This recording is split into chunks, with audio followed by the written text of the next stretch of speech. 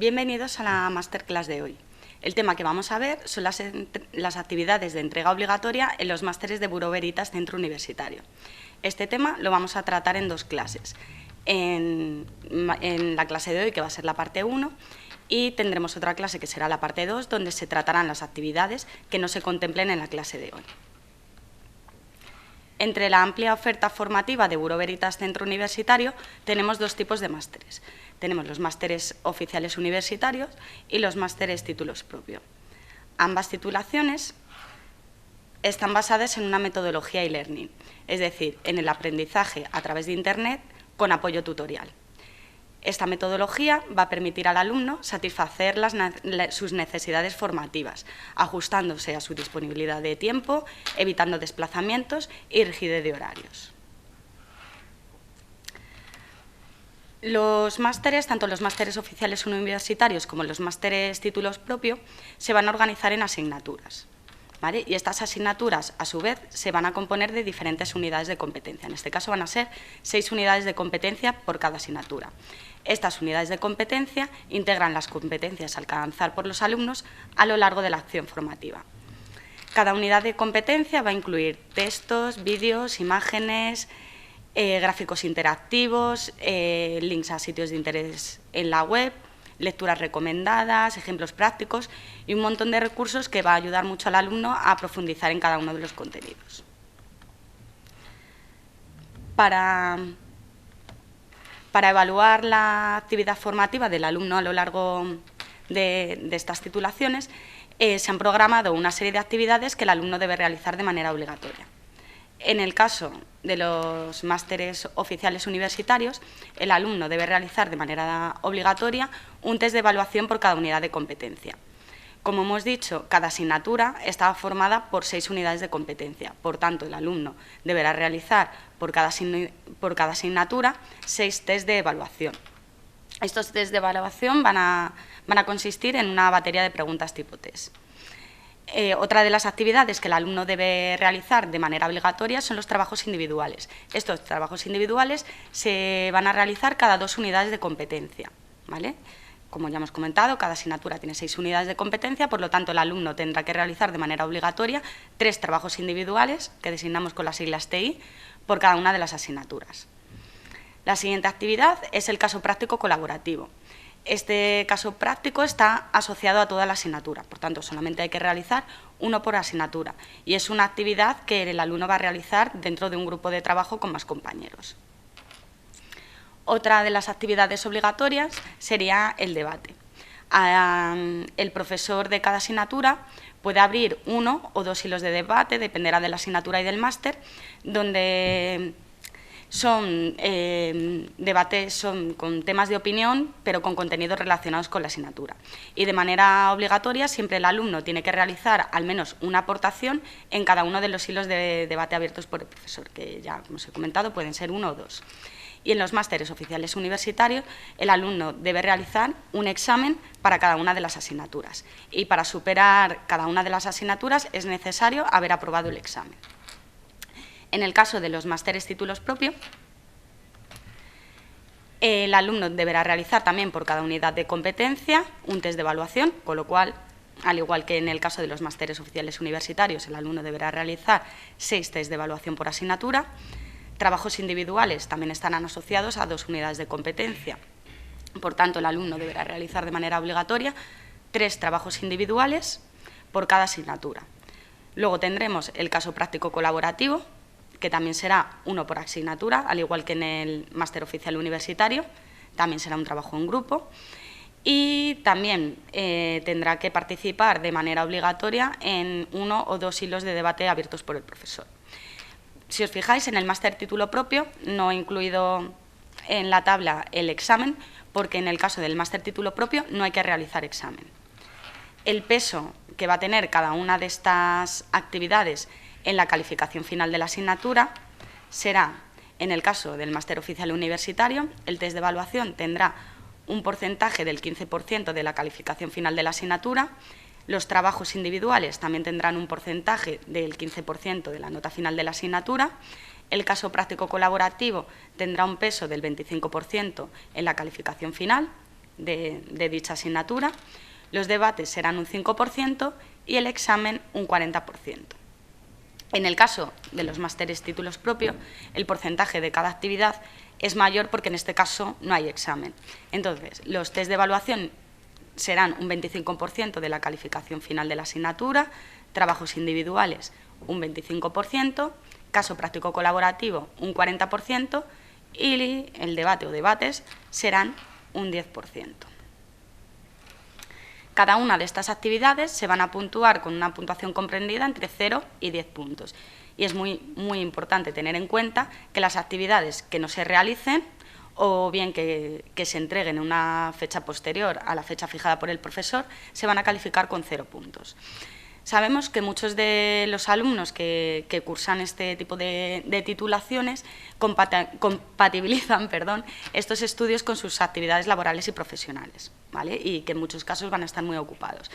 Sin embargo, en Bureau Veritas Centro Universitario lo que intentamos es que cada profesor de la asignatura, bien sea al inicio de la asignatura o bien en muchos casos al inicio del cuatrimestre, ponga y publique las fechas de entrega de cada una de las actividades con la suficiente antelación como para que el alumno tenga tiempo de organizarse y planificarse para poder realizar la entrega de cada una de las actividades siempre dentro de los plazos fijados, ¿vale? Es muy importante tener en cuenta que las fechas que se fijan son fechas límite, es decir, nunca se va a poder entregar un trabajo en una fecha posterior a la fecha límite, pero no habría ningún problema por entregarlo en una fecha anterior.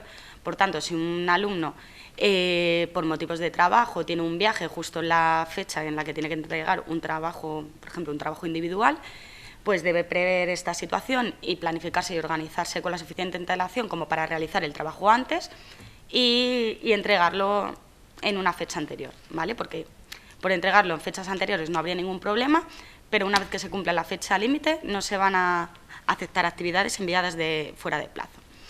No obstante, hay causas que son perfectamente justificables, como puede ser pues, cualquier tipo de baja médica o pues, no sé, causas justificables de ese tipo. Pero en ese caso necesitaríamos que nos enviaran un justificante oficial para que quede registrada la situación de manera adecuada, ¿vale? Para completar estas acciones formativas, el alumno debe realizar, en el caso del máster oficial universitario, tendría que realizar prácticas externas, que bien puede realizarlas en modalidad presencial o en modalidad online, y trabajo fin de máster.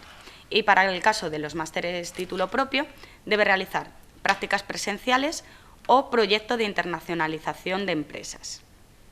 Y también un trabajo fin de máster. No voy a profundizar en estas actividades porque actualmente en la televisión educativa tenéis disponibles 3 masterclass sobre la elaboración del trabajo fin de máster, donde se tratan los aspectos más importantes que el alumno debe considerar a la hora de elaborar este trabajo tan importante para el máster. Y del proyecto de internacionalización de empresas también tenéis disponibles ya en la televisión educativa una masterclass. Y para las prácticas, próximamente también tendréis masterclass para facilitar su elaboración. Como ya he comentado, el tema de hoy, el tema que estamos tratando en el día de hoy, se va a tratar en 2 masterclass. La de hoy, que es la parte 1, donde veremos...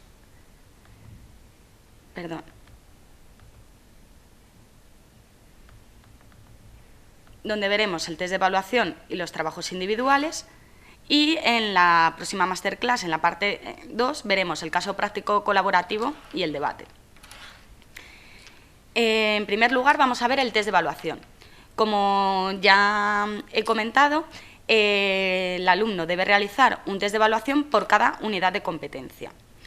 Este test de evaluación va a consistir en una batería de preguntas tipo test, van a ser 5 preguntas tipo test, con 3 posibles alternativas, de las cuales solamente una de ellas va a ser la correcta.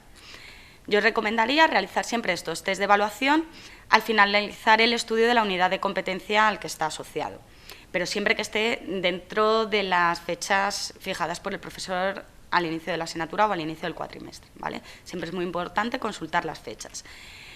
Una vez que el alumno realiza el test, debe pulsar el botón de corrección, donde en ese momento le aparecerán las respuestas correctas e incorrectas, y quedará guardado de manera automática en la plataforma, por lo que no es necesario que el alumno envíe nada al profesor, sino que ya directamente queda registrado. Para superar los test es necesario obtener un mínimo del 60% de las preguntas acertadas. ¿Vale? En el caso de que un alumno no tuviera un resultado satisfactorio al realizar el test, podría repetirlo, puede realizar hasta 2 intentos, ¿vale? Pero siempre, en todos los casos, el último intento va a ser el que va a quedar registrado. Por ejemplo, si un alumno obtiene una calificación determinada y decide repetir el test de evaluación para subir nota, tanto si la nota es mejor o es peor, es más alta o es más baja, es el segundo intento siempre el que va a quedar registrado. Y también hay que tener en cuenta que al realizar por segunda vez el test de evaluación no van a salir las mismas preguntas en el mismo orden, sino que las preguntas van a salir al azar. Ya hemos visto los test de evaluación, ahora vamos a ver la segunda de las actividades que vamos a ver en la masterclass de hoy. Son los trabajos individuales, ¿vale? Que son los que normalmente designamos con las siglas TI. Estos son ejercicios de carácter individual que permiten la adquisición de una serie de habilidades al alumno que están relacionadas con las unidades de competencia en cuestión. Ya hemos comentado antes que estos trabajos individuales estaban asociados a 2 unidades de competencia. Y al igual que en el caso de los TED, nosotros recomendamos que se realicen tras el estudio de las 2 unidades de competencias con las que está relacionado. Pero también siempre hay que tener en cuenta las fechas fijadas, por lo que ya hemos comentado que el profesor no va a aceptar trabajos enviados fuera de plazo, a no ser que se disponga de un justificante oficial. Para acceder a estos TEIs, para encontrarlos, tenéis que acceder al apartado Biblioteca, Recursos, Documentación y, como ya hemos dicho, cada 2 unidades de competencia. Por ejemplo, como podéis ver en la pantalla, la asignatura 1 está compuesta por 6 unidades de competencia, entonces va a tener 3 trabajos individuales. El primer trabajo individual estaría asociado a las unidades de competencia 1 y 2 y lo encontraríamos dentro de la unidad de competencia 2, tal y como veis en la imagen. El segundo trabajo individual de la asignatura estaría asociado a las unidades de competencia 3 y 4 y se podría encontrar en la unidad de competencia 4. Y el tercer trabajo individual estaría asociado a las unidades de competencia 5 y 6 y se encontraría dentro de la unidad de competencia 6. ¿Vale? Para realizar el trabajo individual, pues lo primero que tiene que hacer el alumno es descargar el archivo correspondiente y leer la situación que se propone, el enunciado y las cuestiones. Y debe interrelacionar esta información facilitada en el trabajo individual con los contenidos de las unidades de competencia relacionadas. También es recomendable, y en muchos casos va a ser necesario, que se documente además de en las unidades de competencia, en otras fuentes bibliográficas como puede ser Internet. ¿Vale? Y lo que tiene que hacer en este trabajo es contestar a las cuestiones que se plantean, tomando decisiones y proponiendo las soluciones adecuadas. Como ya os he venido comentando, hay que consultar la fecha límite de entrega indicada por el tutor. Esto se puede consultar bien en la notificación docente que pone el profesor al inicio de la asignatura o al inicio del cuatrimestre y también en el calendario del campus virtual. Una vez resuelto, el participante debe enviar la solución a través de la herramienta de actividades. No es como en el caso del test de evaluación, que con pulsar el botón corregir ya quedaba la nota automáticamente guardada. En este caso no, en este caso lo que tenéis que hacer, una vez cumplimentado el TI, es enviarlo a través de la herramienta de actividades de la plataforma. Se van a valorar los conocimientos y la consistencia argumentativa y no la extensión de las respuestas.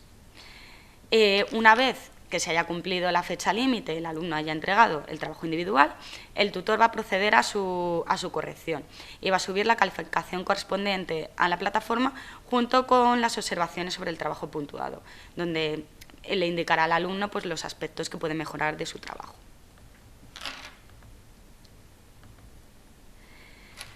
Para entregar este trabajo individual a través de la herramienta de actividades, siempre tenéis que tener en cuenta también que el trabajo tiene que cumplir unos requisitos de formato, ¿vale? Una vez que os habéis descargado el trabajo individual, habéis leído, os habéis documentado, hay que cumplimentar y dar respuesta a la situación planteada y a las cuestiones que se proponen en el mismo archivo Word, ¿vale? Es ese mismo archivo el que se debe enviar a través de la herramienta de actividades, ¿vale? También es importante el nombre del fichero, que sea adecuado. Este tiene que contener la siguiente estructura. Serían las siglas TI, de trabajo individual, /, el título del trabajo individual, /, el primer apellido del alumno y el segundo apellido, /, y el segundo apellido del alumno. En este caso, por ejemplo, para el alumno Julio Díaz García, que entrega un TI denominado argamasa, la estructura del archivo sería TI, argamasa, Díaz, García. Tenéis que tener en cuenta que si vuestros apellidos tienen algún carácter especial, como pueden ser tildes, ñes, diéresis, debéis evitarlo al nombrar el archivo, ya que este puede dar errores tanto al enviarlo a través de la herramienta de actividades como posteriormente al profesor al descargárselo para llevar a cabo su corrección. ¿Vale? Entonces, como veis en el ejemplo, en el nombre del archivo se han omitido las tildes. Para entregar el trabajo se debe utilizar la fuente Arial 11 y las páginas del documento deben estar numerados. Tampoco debe olvidar el alumno de poner en la parte superior el nombre y apellidos. Para la calificación del trabajo individual, el profesor encargado va a tener en cuenta una serie de criterios, va a tener en cuenta distintos ítems. En primer lugar, la estructura y orden expositivo, que la organización del trabajo sea adecuada y coherente. Este ítem va a tener un peso en la calificación del trabajo individual de un 5%. La fluidez para la lectura y comunicación eficaz, que tenga un nivel demostrado de vocabulario general, técnico, expresión escrita y gramática, va a ser otro 5% de la nota del trabajo individual. El grado del cumplimiento del formato establecido, otro 5%, y el nivel demostrado de comprensión real del problema tratado, exposición de resultados obtenidos, originalidad e innovación de los contenidos, va a ser un 85%. Como ya he comentado varias veces en la clase de hoy, pero lo recalco una vez más porque es de gran importancia, no se van a admitir trabajos enviados fuera de plazo que no estén debidamente justificados. ¿De acuerdo? Y también los trabajos plagiados con textos que no sean inéditos o que no estén debidamente referenciados tampoco van a ser evaluados. Como ya os he comentado, para realizar el TI, en muchos casos será necesario que os documentéis en otras fuentes bibliográficas, aparte de las unidades de competencia, como puede ser Internet. Pero luego lo que debéis hacer es leer con detenimiento esa información, analizarla, sintetizarla, resumirla y expresarla con vuestras propias palabras. Además, esta información debe ir adecuadamente referenciada. En el caso de que sea imprescindible hacer una cita textual, esta debe estar adecuadamente indicada y también referenciada. Pues estas son las dos actividades que hemos visto en la primera parte de las actividades de entrega obligatoria en los másteres de Bureau Veritas Centro Universitario. En la parte 2 se verán las otras actividades que hemos visto, el caso práctico colaborativo y los debates. Como conclusión a la clase de hoy podemos decir que es muy importante tener muy en cuenta las fechas de entrega de cada una de las actividades, ya que no se van a admitir trabajos enviados fuera de plazo, a no ser que se disponga de un justificante oficial. Las actividades deben elaborarse con textos inéditos o referenciados de manera adecuada. Y además del contenido y el formato, se deben de cuidar los aspectos formales del trabajo como ortografía y redacción.